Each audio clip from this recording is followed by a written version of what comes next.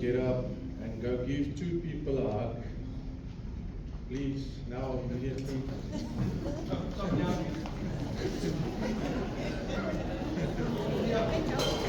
No, I did it.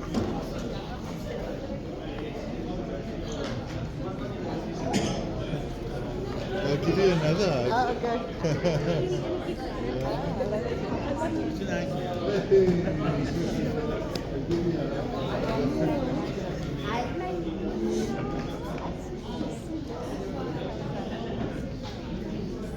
Good.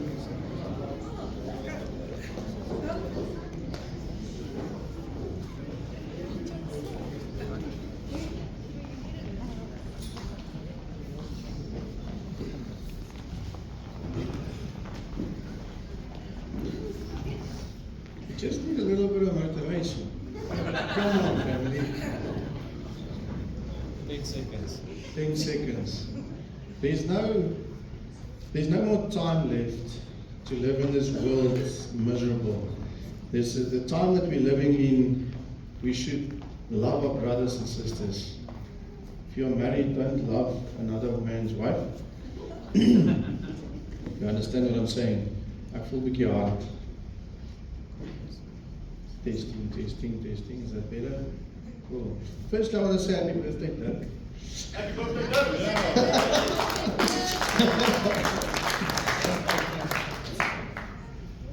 Awesome, family. There's a great season ahead of us. There's a change in season. And if you like it or not, spring is coming. If you're going to say, I'm going to leave my jacket, I'm going to put on a jacket. Rico, I don't know if you have a jacket.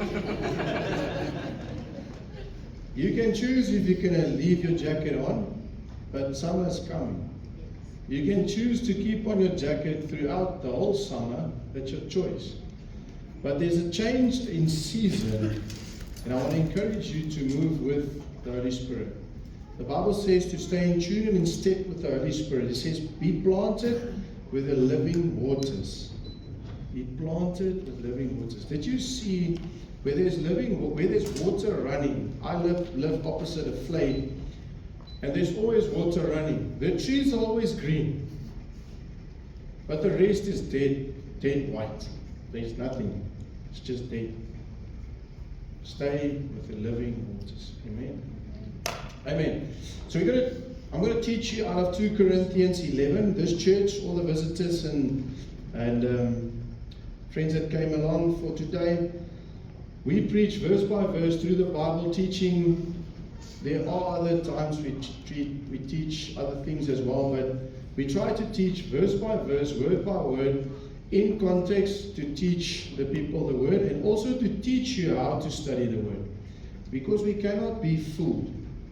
We're not in a place anymore that we can afford to be fooled. We cannot be fooled, but if we don't know enough, we will be fooled.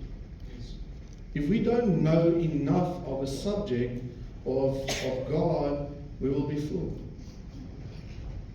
I don't have a Nike shoe, but I wanted to bring a Nike shoe and say, is this shoe, this is a bronc, this is a real bronc. So I want to ask you, what is the difference between that bronc and a fake bronc? Price tag. Price tag? Quality. But nowadays, you can walk to the China store and get the same shoe. It'll even say bronc as well. How would you know? How would you know? So this whole piece this morning, I want to share something, but I want you to be aware. Because the word says, in end times my people will perish due to a lack of knowledge. They will not know. And if you don't know, you'll miss salvation. You will miss it. So if we get on an aeroplane and we go into the USA, and that aeroplane sets his GPS 1 degree out, where do you think we're going to land? Definitely not in the US. Definitely not in the US. So don't be fooled. We need to know 100% who Jesus is. We need to know the gospel 100%. You're not going to ever know everything in the Bible, but you need to know who Jesus is, the real Jesus. Amen. Last night I Googled, my wife said to me, Google this. And if you Google Jehovah Witnesses, how close to the scriptures that we teach do their Bible, how much difference is it? It's only 5% difference. Just a little bit. It's just a little bit difference. But they watered down Jesus. They discredited Jesus. Jesus is everywhere. Jesus is in Islam. Jesus is in Jehovah Witnesses. Jesus is in many books. In many books he is said, now he's a prophet, now he's this, now he's that, now he's... But we know he's the Messiah. Amen. He's the beginning and the end. He came and he brought us life.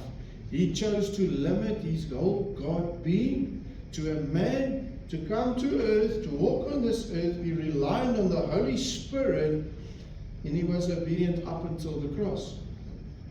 He died, he fetched the keys to take dominion back, and he rose. Yes. And then he did what? He sent us the Holy Spirit, another helper. So that is Jesus. Yes. But if you miss something there, and it can be close, it is a problem. So let's go into the word. Don't be fooled. I'm going to touch on last week, or the last time I preached, 2 Corinthians 10 ended by saying, Paul saying to the church, but he who glorifies, let him glory in the Lord. For not he who commends himself is approved, but whom the Lord commends. So Paul is busy explaining that these snakes are coming into the church, and he's speaking to the church. He's speaking to born-again Christians. They're coming into the church, and they're just saying, no, but... Or they're just adding a little bit. And they say, I got a revelation. If you go check Seventh-day Adventists, all of these things that happened in the 1800s, it was all by somebody saying, I got this revelation from the Lord. And then they started their own religion. God hates religion. Jesus was crucified by religion. Religion. Jesus and God wants relationship. The Holy Spirit wants relationship. God wants, he says, do I know you? Marcus preached last week. Do you know him? I'm so glad nobody knew I love red. Red is my color. I saw it. I said, who everybody knows Pastor Paul? I said, what color is his favorite color? There was one or two that had a good idea. 2 Corinthians 11.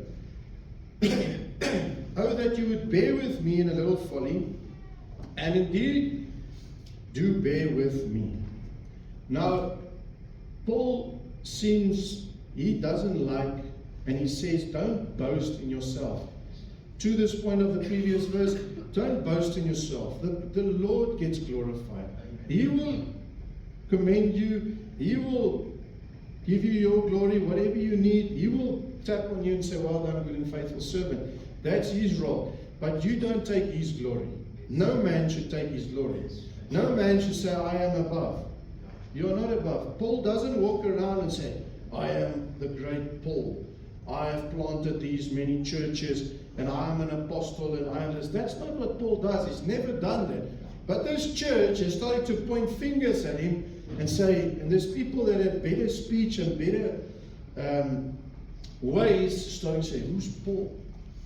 They're starting to discredit Paul. And Paul planted this church. So they're starting to discredit Paul. And he says to them, bear with me, me in a little folly. And he's actually sarcastic with them. He says, let me share a bit with you. I'm going to share what I've done. But he's sarcastic with them. He just wants to show them he's got much better things to do with his time than to have to fight this. But because the church is starting to move away from who Jesus is, he needs to address them. He says, for I am jealous for godly jealousy. What is a godly jealousy? It is love in action. A godly jealousy is love in action. It is a concern for your holiness, integrity, purity of ethics, and your kingdom standards. That is a godly jealousy. Wanting to see the best in you. Wanting to have that full, open relationship. I'm married to my beautiful wife, but I don't want just a little bit. I want everything, to share everything. And I get jealous if she's out too long, or she went and had a coffee drink with one of her friends, and then I'm like 2 hours later, listen, baby. It's not an ugly jealousy. No, your wife was with her. I remember. So Paul has this godly jealousy. Why? Because he wants to see the church grab onto Jesus and not a man. You can imitate a man, that's fine. God appoints leaders to lead, but you follow Jesus and you can imitate. Because some of us sitting here have gone through great trials and tribulation in a marriage, so you can imitate somebody that's been successful and work through it. How did you do that? Go check this in the Bible. You can imitate man, but you never follow them. You follow Jesus. You never follow a man that says, follow me. You follow Jesus. For I've betrothed you to one husband, that I may present you as a, I don't know how to say that, a chaste virgin to Christ. So he's saying there, it sounds weird, betrothed. How many of you have been betrothed? We, in our culture, we say we are engaged. We are engaged. So Paul says, I've betrothed you to one husband. Who's that? This is spiritual. He's talking to Jesus. It's the bride and bridegroom. We are the bride, he's the bridegroom. He's going to come to us. Paul has planted this church. He's taught them about Jesus. He's helped them. He's grown the church. He left. He comes back. He guides the church to remain focused on Jesus. He says, be betrothed to one husband. Now, in the Jewish culture, you would get a friend. In this case, would be Paul, that helps, and they get this lady for this husband, and they go away. The husband needs to go prepare the house, and this bride needs to prepare herself. She's normally stays at home with her mom and dad, and they work out all of these things. They say this is the standard of his house, and they work through these things. But they are so strict in the Jewish culture. If you have been engaged, betrothed, and you mess around, and you walk around, and you spend time with other men, whatever, they see it as adultery. It is adultery in their eyes. So that lady that gets betrothed, she already says, I have a husband. She's not married yet. I have a husband. We are born again. Those of us who are born again, we already have a bridegroom coming for us, Jesus. He's coming for us, and we are busy in the process of sanctification and getting ourselves ready for that day. He's going to come on the clouds and he's going to call us. That day is coming. So we are in this preparation. Now Paul says, stay focused. Don't mess around. In our cultures, in South Africa, if I can say in South Africa or the world, lately they stay together for 10 years and then they get engaged for 5 years and then we get married and then we try to have kids and then everything went the back way around because they just leave a door open. Don't leave a door open. Don't leave a door open. Choose. Either I follow Jesus or I don't. Choose. Am I going to follow Jesus or not? Follow Jesus. Be betrothed to him. He betrothed him, that I may present you basically a virgin to Christ. That you're not busy with this and then religion and then this and then busy with this man's boasting and then busy with this. We don't have time to waste. If I want to go to Cape Town right now, I get in my car, get on the N1 and I drive straight to Cape Town. I don't have time to go to all cities. I'm not on a tour. If I need to go there now, I go there straight. So go to the source. Go to Jesus. Go to your word. Go read in your Bible. Don't trust everything you hear, especially not on social media. Go read your Bible. I'm so proud of Teresa. Say so. Outside. There was a time she said, how do I get more revelations? I said, just read your word. Yeah, she's excited. Every week she's got something that she's sharing. Because she's in the word. She's learning of Jesus and the Father. But this betrothal is serious. It's very serious. In their culture, in our culture, in the way we live today, they'll say, it's nothing strange. Or no, on his bachelor's he may have a stripper and sleep around because it's his last night. Rubbish, man. That is the thing of the world. That is the thing of the world. That is not Jesus. That is not God.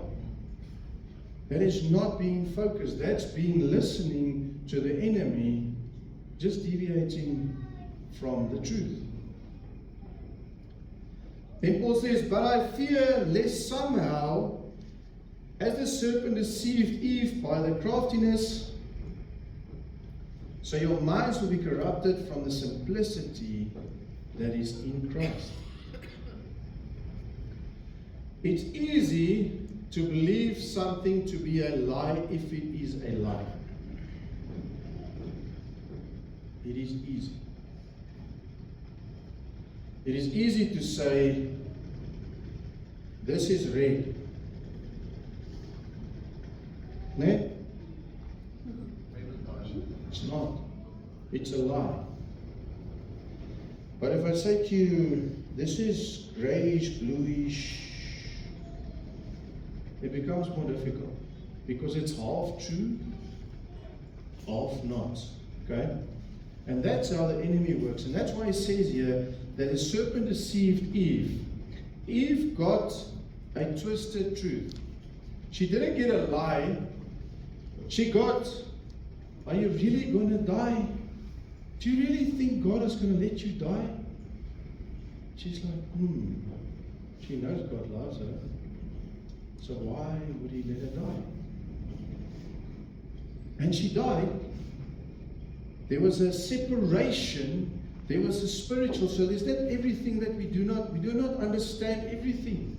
But there was a separation at that moment she was disobedient. There was a separation. There was punishment that came up on earth. Dominion was taken away from us. There are so many things that happened to that because of one lie. Not one lie, half truth. It's very difficult to fight about a half truth. And there's so many doctrines and so many things, and we had a discussion with Jehovah's Witnesses the other day. Amazing people. But we want to get to a point, and then Pastor Janelle was asking them a few questions, and eventually that guy's like, I'll have to go check this out. I need to go check this out. Because they don't know the full truth. If you have just a little bit, you can deviate. If I'd say something from your character, say, Riku, it's really not this way, I'm just using him as an example. So, no, Riku is a scallop. He buys and sells cows, whatever. Eh? If I say he's a scallop, and tomorrow Galil says, no, he wants to buy meat, I would say, no, go to Galil. Then he's going to go there and say, yeah, I don't know, what's this man going to do? He's going to check him out. Ne? He's going to make sure he weighs it properly. He's going to check that the pricing is correct. He's going to put so much eyes on him by something I said. So be careful for what you listen to. Be careful. And hy's glad nie 'n skelm nie. He's very strong. He's made of steel. He just doesn't have a jacket. So in this, we are worldly minded. We must be Christ minded. Christ minded. Don't be fooled. Philippians 2:5-11 says, let this mind be in you, which was also in Christ Jesus, who being in the form of God, did not consider it robbery to be equal with God, but made himself of no reputation, taking the form of a bondservant, and coming in the likeness of man, and being found in appearance of man, he humbled himself and became obedient to the point of death, even the death of the cross. Therefore God also has highly exalted him, and given him the name which is above every name, that at the name of Jesus every knee shall bow, and for those in heaven, and those on earth, and those under the earth, and every tongue shall confess that Jesus Christ is Lord, to the glory of God our Father. So he's talking to these people and said, don't boast. Jesus, which I believe is way above any of us, is the name above all names. He even humbled himself and he was obedient to God up until the cross.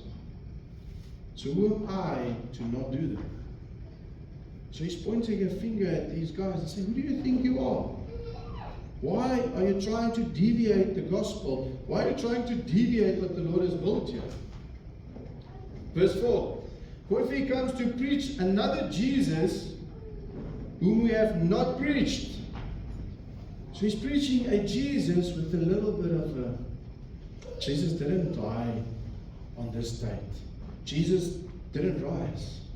Jesus was just a prophet. Jesus was creating their own Jesus. Creating their own Jesus. He says, if you come who preaches another Jesus, be careful. Why are you listening to them? There's one Jesus. Listen to him. Or if you have not received a different spirit.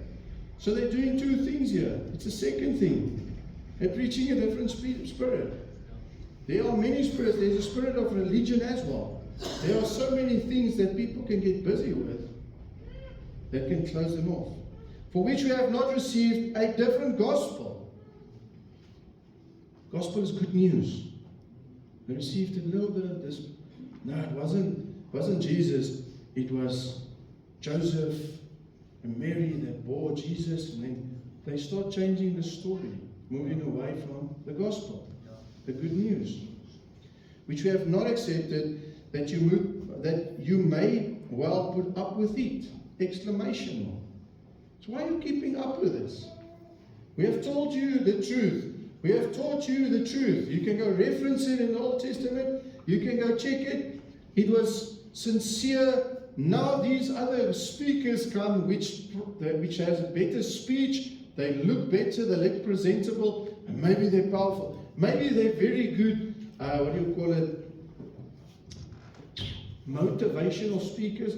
Maybe all of these things. But because there's still flesh in them, they like to take a little bit of glory.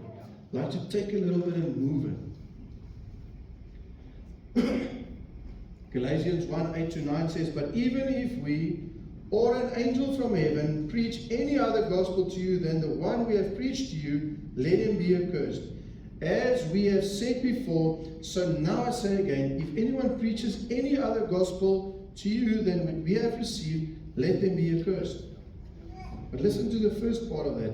He says here, or an angel from heaven preached to you other gospel. Hello? Have you ever thought about that? What are you going to do if an angel appears to you right now and starts preaching something to you? You're going to be in shock, probably. And you might just listen. So do you understand the importance of you knowing Jesus and knowing the gospel? Because if you're not going to know it, an angel preaching a different gospel can deceive you. Hello? I'm the only one here. You must listen carefully. It is so important this morning to understand what he's teaching them here. He says, even an angel. How do I know that's true?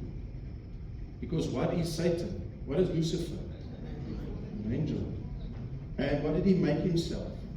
The angel of light. And how many did he take with him? A third. A third he took with him. A third. Highly influential. He says, do not put up with it.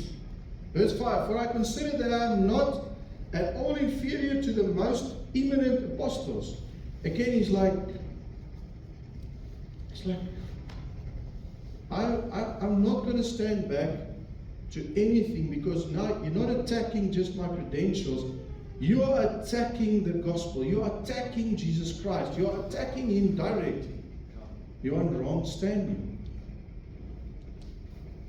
He says, even though I'm untrained in speech, yet I am not in knowledge. Paul wrote 2/3 of the New Testament. He knew the Old Testament off heart. He convinced people about the gospel and about Jesus from the Old Testament. Have you tried to do that? I'm trying now. I'm looking for it. So if I see it, it is amazing how Jesus is in the Old Testament. And if you start seeing those things, you can actually help somebody with a real gospel. But we have been thoroughly manifested among you. He's always been honest and transparent. Not fake, so don't be fooled. So Paul is honest and transparent. Rassi Erasmus is also honest and transparent. Hello?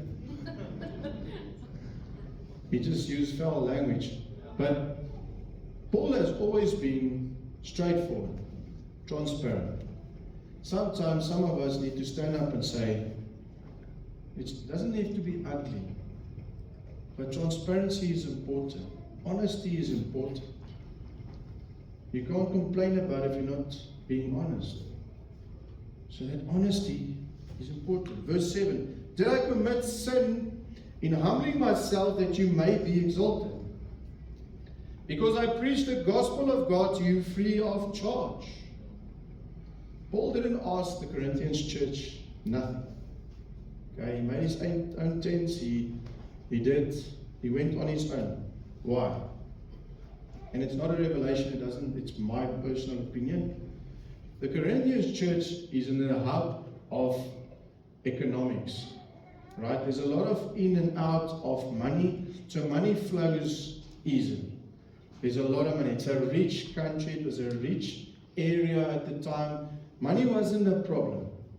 The people's hearts were a problem. So Paul decided, and I think he had the discussion with the Lord, not in the Bible again, it's my opinion. I think he had the discussion with the Lord and said, Lord, I know these people's hearts. And money is going to be a problem at some stage. Because money is influence in the wrong hands. In the wrong hands. Because if you have a love for money, it is a problem. Money is good. I would like to have 10 million in the bank, not a problem. But if you have a love for money, and your love for money, what I mean by that is your love for money is bigger than the Lord's love, you've got a problem. So he says there that he knew that they're going to have a problem. And it seems, what's ons skuldig in Engels? Innocent. It seems innocent. At the beginning it's innocent. They true, repent. Lord, I give everything. Lord, we will never, Lord, Lord, Lord. You know all the promises when you just get saved. And then you get to a point where there's some people with money starting to throw their body weight around. And so Paul knew this was coming. He says, I robbed other churches, taking wages from them to minister to you. So there's other churches maintaining Paul. Other churches that was giving him sponsorships. I know there's many pastors that travel like that as well. You give sponsorship to them to sustain them, to help them. But he says, he planted that church. While he's planting that church, he's using another church's money to sustain himself, to eat, to whatever he needs. And when I was present with you and in need, I was a burden to no one.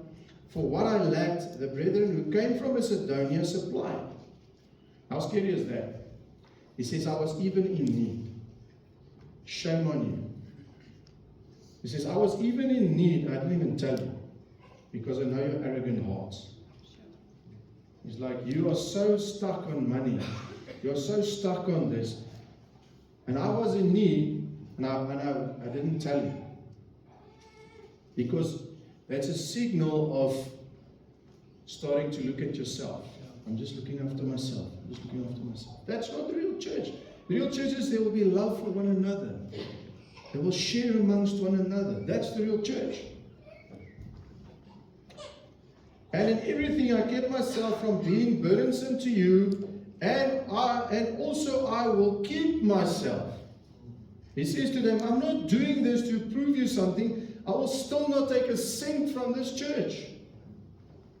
Because of this, I want to show to you that I am the real deal. I have nothing to gain here. I'm not here for your money. I'm not here to show you how olik I am or nothing. I'm not getting a cent. I'm not getting any benefit. You're probably not even giving me a place to sleep. I've taken nothing from you. I'm sharing to you with the pure gospel. Yes, amen. I spoke to another man the other day. I said to him, go seek. He lives in Pretoria. I said, go seek a church closest to the Bible, not to your house. Because there are many churches, and there's wealthy churches, and there are poor churches, and there are all kinds of churches. Doesn't matter. Go to one that's God-fearing, seeking the Word, seeking the Lord's face, speaking Jesus, following the true gospel. Yes, amen. Stay with that. And he says, I'm going to keep myself that way. The moment you start in ministry and say, what do I get out of that? It's a problem. Check your heart. Check your heart. Check your heart. As the truth of Christ is in me, no one shall stop me from this boasting in the regions of Achaia. Why? Because I do not love you? Says God knows. God knows that I love you. God knows that I love you. So out of Paul's heart, he's screaming. He says, I love you guys. And because of the love of God, and I know what Jesus has done for you, I cannot but love you. So love the hell out of your brothers and sisters. Yes, amen. Love them. Love them. They cannot. They're gonna try and run from you. It's okay. Just grab them and love them. Love on them. If you really love someone, you will walk the extra mile. Even if you get, I'm not saying you should be weak. The truth is the truth. You cannot deviate from the truth. If someone says, oh, Jesus is not, sorry, I cannot partake in that. But love your brothers and sisters. 9 out of 10 really are waiting for you to just love on them. Be real with them. You have ups and downs. We have times that we need something to do. This morning, that man that's walking out of the church, his gate motor broke. And he phoned me. He says, but now I know he's stressing because he needs to open up here this morning. And I stopped next to him, and we're on our way home, on our way here. I stopped him, I opened my window. I said, open your window, open your window. He's like, what? He's in a rush. I said, I live my life a quarter mile at a time. Those 10 seconds or less, I'm free. And I saw his face change because I knew that is what he needs at that moment. He's so taking the burden on himself because everything's going to be late, and we're not late because everybody jumped in and helped. But you have to have the joy and the love for one another. Amen. But what I do, I also continue to do, that I may cut off the opportunity from those who desire an opportunity to be regarded just as we are in the things of which they boast.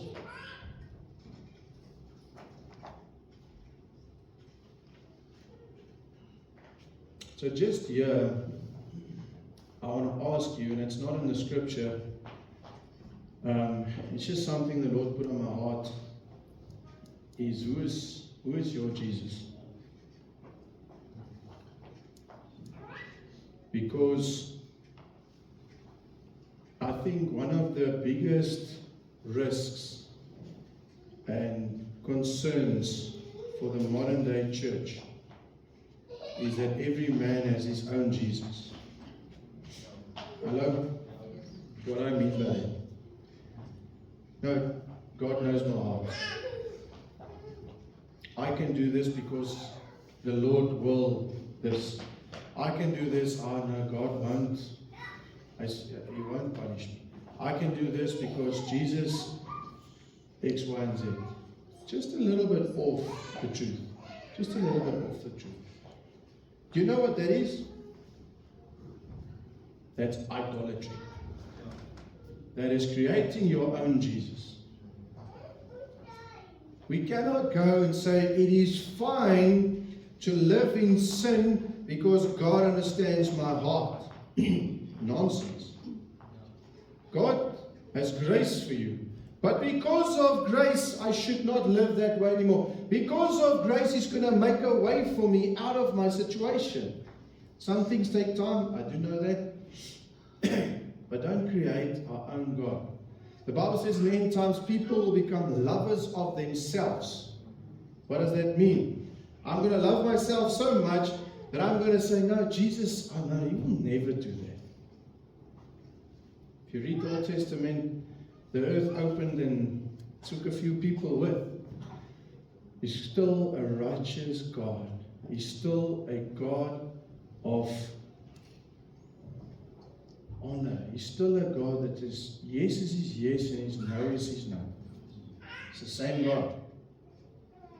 Family, I beg with you this morning, with Paul, say, don't create your own Jesus. Don't. Go read your Bible. Who is Jesus? Religion in South Africa is a big problem. I guess around the world as well, but in South Africa, especially amongst the white people, Afrikaans, they are very religious.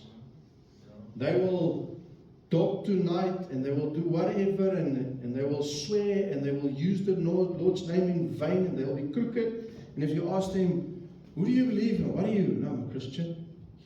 Why? Because my parents took me to Sunday school when I was in high school or lower school. Hello, family. Be careful of religion. God is seeking relationship. You are not perfect. None of us are perfect. We'll never be perfect.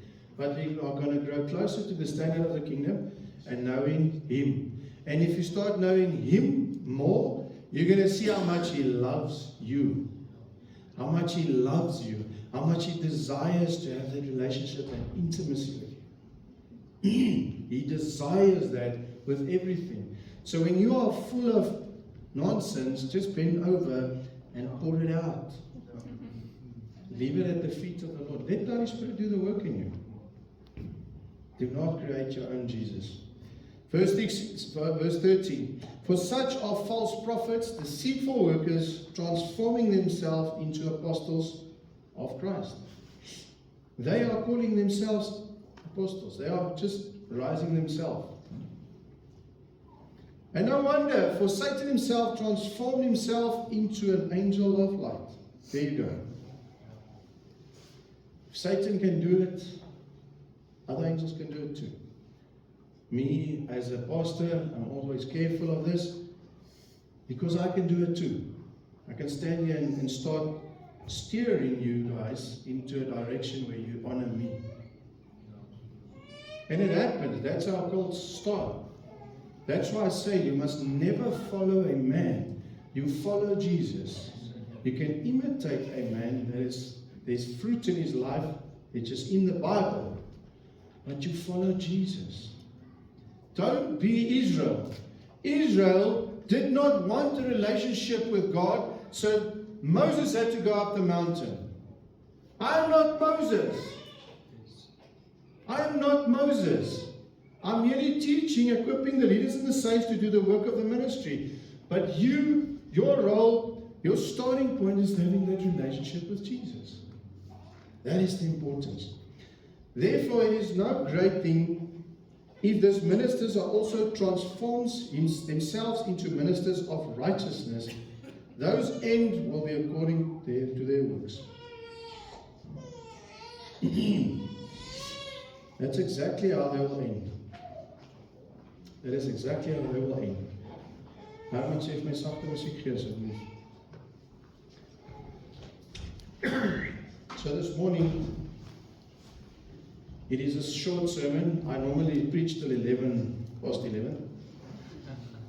But I want to make an invitation. And I want to ask, if there's something that you need to lay down, if there's something that you feel is burdensome on you, that you need to empty out, I want you to come forward and empty it out. I'm not sure if we're going to pray for everybody, but I want you to come and empty it out. And there'll be a touch. And it is a choice. Don't be stuck. Don't be fooled, family. Don't be fooled by a fake gospel. Jesus Christ came. He died on a cross. He came to earth. He limited himself to walk on earth for me and you. As a human, he humbled himself. He got off the throne and he humbled himself. He was born on this earth. He had to grow up a boy. He also bumped his toe. He also needed a plaster. He wasn't just flying. He needed to work. He was a carpenter. Jesus worked on earth. He got baptized.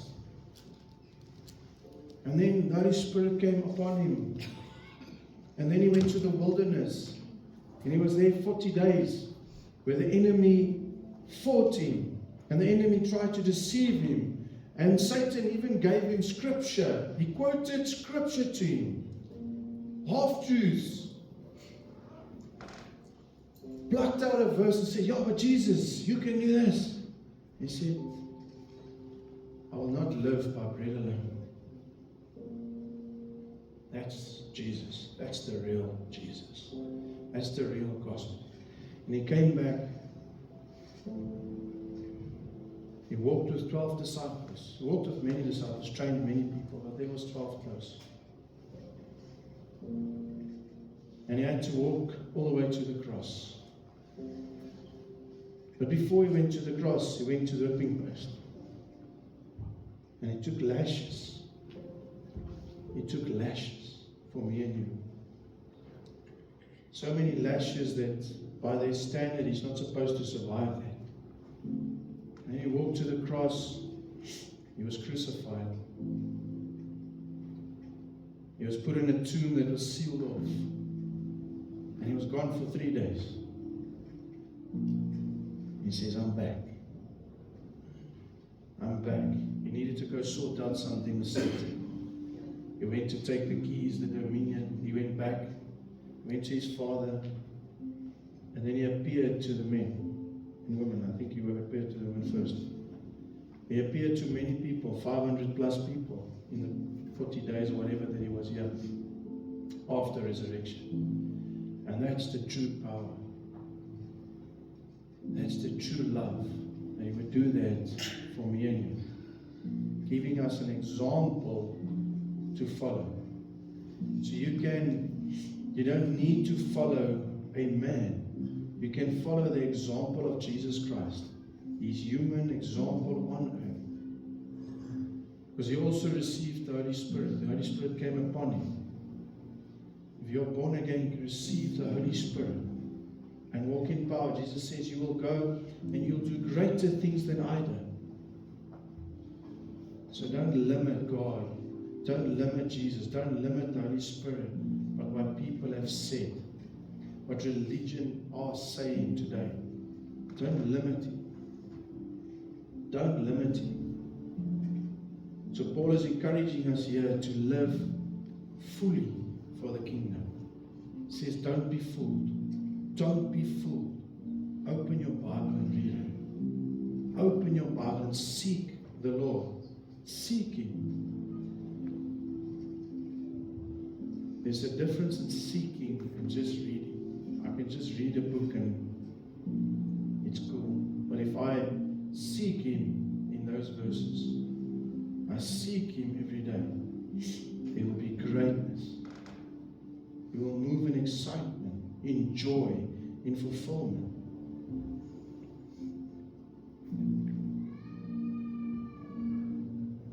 So I want to pray for us. Everybody close your eyes.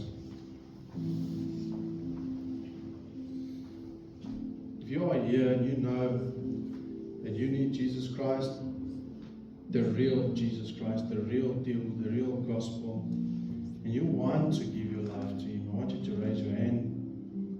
I just want to pray with you. Amen. I see your hand. Amen. I see your hand. Amen. I see your hands. Thank you. Thank you. Amen. I see your hand. Amen. I see your hand. Amen. Thank you, Lord.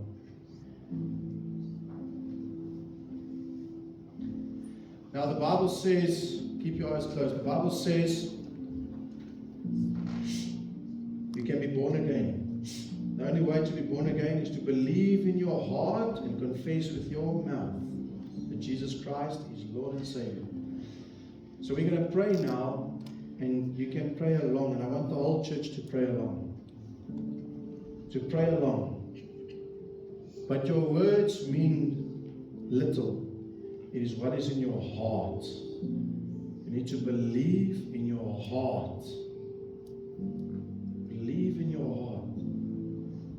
Amen. Let's pray.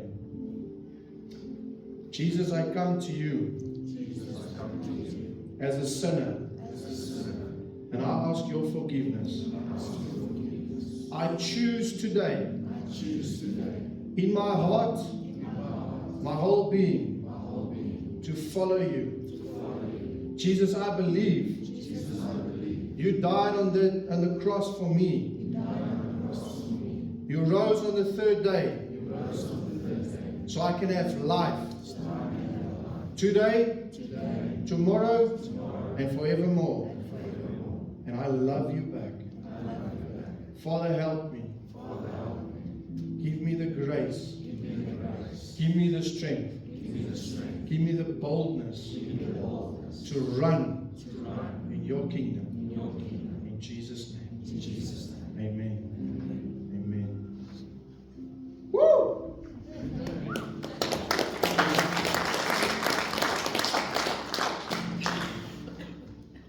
That's the start. And I want, if there's anybody that needs ministry, or if you feel you don't know the real Jesus, please come forward. Those who raised your hand, if you want to, I want you to challenge you to come forward. We just want to lay hands upon you and pray for you. The rest I'm going to release. But what I want to ask is, especially if you're a visitor today and you want to get connected, at the back there's a form. We normally just give it to the second time, but if you want us to connect and reach out to you, please just go leave your number and your name there at the back, and please help me. We want to check in with you, because in the first days when you get saved, the enemy tries to steal from you. The enemy tries and take that seed that has fallen on the ground, and we just don't want to give the enemy that opportunity. Amen. I'm just going to release you with the blessing. Father, we just come now in the name of Jesus, the real Jesus, the full Jesus. Father, I thank you, Lord, that we will not be fooled, Father, because you will give us the truth in your word, by your example, and through your life and what you have shared with us. Father, I pray that there will be a deeper revelation of you, Father. Let the seed that has fallen in our hearts today, that the Holy Spirit will move it, that we will allow you to move in our lives, so that we will grow up into full maturity with our relationship with you. Father, I thank you, Lord, for intimate times. I thank you, Lord, that as we come closer to you, Father, there will be great victory in the kingdom. Father, I pray, Lord, forgive us, Father, where we have gone and said, but my Jesus won't do this, and my Jesus. Father, that forgive us, Father, for idolatry. But Father, I pray, Lord, we stand together today, Father, in unity, Father, and we glorify you, the real Jesus, the name above all names, the King of Kings. Father, we thank you, Father, for your life, Father, that you have given to us, and that you love us so much. In this world, we don't feel love anymore, Father, but you loved us so much, so much. And so, Father, I release your people with a blessing. I speak your life into them, Father.